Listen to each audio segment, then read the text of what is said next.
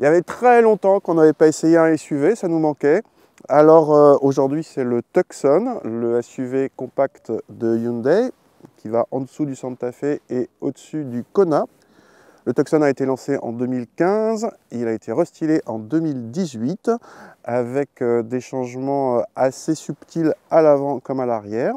Il y a aussi quelques nouveautés sous le capot, dont ce 2 litres diesel de 184 chevaux qui est désormais accouplé à un système micro-hybride, c'est-à-dire une espèce d'alterno-démarreur en 48 volts. L'intérêt, c'est à la fois un petit peu plus de puissance et un petit peu moins de consommation, on va voir ça tout à l'heure. Cette version n'est disponible qu'avec une boîte automatique à 8 rapports et en 4 roues motrices, appelée H-Track chez Hyundai, puisque ce SUV, contrairement à d'autres, suivez mon regard, est disponible en 2 ou 4 roues motrices. À l'intérieur, la principale évolution du restylage vient de l'écran central, placé plus haut alors que les aérateurs centraux sont descendus. La qualité de présentation progresse également, de même que l'équipement riche avec cette finition haut de gamme, qui comprend non seulement les aides à la conduite moderne, dont un maintien en fil automatique agréable et performant, mais aussi un régulateur adaptatif, le chargeur sans fil, les sièges chauffants et ventilés à l'avant, le volant chauffant, etc. À l'arrière, le Tucson profite de son grand gabarit sur le segment pour offrir une habitabilité supérieure à la moyenne, notamment en espace aux jambes. Les passagers arrière sont les mieux placés pour profiter d'un grand toit vitré de série sur cette finition. Le coffre de cette version hybride et 4 roues motrices perd en contenance par rapport aux versions 2 ou 4 roues motrices non hybrides, mais reste à 500 décimètres cubes selon nos mesures, soit un chiffre supérieur à la moyenne de la catégorie. Alors dans ce 2 litres diesel avec une hybridation légère, il y a bien une toute petite batterie et un moteur électrique, mais on ne roule pas à l'électrique seul, même de façon très courte. C'est en fait le principe d'un alterno-démarreur qu'on avait vu chez PSA il y a une quinzaine d'années, c'est-à-dire que le moteur va se couper très tôt quand on arrive, qu'on freine au feu rouge par exemple. À 20 km/h déjà le moteur est coupé, mais bien sûr on a toujours les assistances de direction et de freinage et tous les systèmes électriques.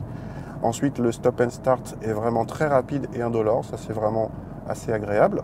Et ensuite, l'alterno-démarreur fournit un tout petit peu de boost au moteur thermique. Ça se sent notamment en ville à basse vitesse, où on a toujours l'impression que le moteur relance très facilement à bas régime.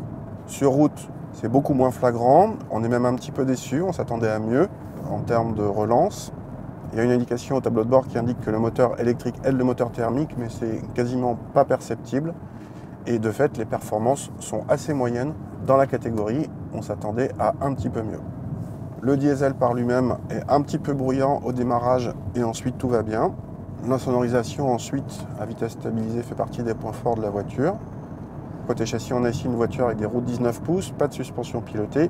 La voiture n'est pas très confortable. Ça trépide un petit peu, ça filtre pas très bien.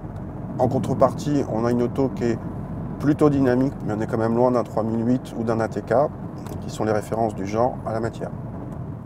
Côté consommation, déception également, puisque selon nos mesures, ce Tucson est dans la moyenne de la catégorie, pas mieux, et se fait battre à la fois à la pompe et face au chronomètre par un Tiguan TDI 190 4Motion ou par un X120D X-Drive, alors que ces derniers n'ont aucune hybridation, même légère. En tarif, cette motorisation n'est disponible qu'avec la finition haut de gamme exécutive, certes très bien équipée, mais qui fait monter la facture à plus de 45 000 € hors malus écologique. Si le Tucson vous intéresse, on vous conseillera plutôt la motorisation inférieure, la 1.6 litre CRDI 136, déjà suffisante, très douce à l'utilisation, sobre, elle aussi disponible en 2 ou 4 motrices, avec ou sans boîte automatique, avec des finitions moins huppées et donc moins onéreuses, et qui engendrent moins de malus écologique. En fait, on fait plus que vous la conseillez, on vous la suggère fortement.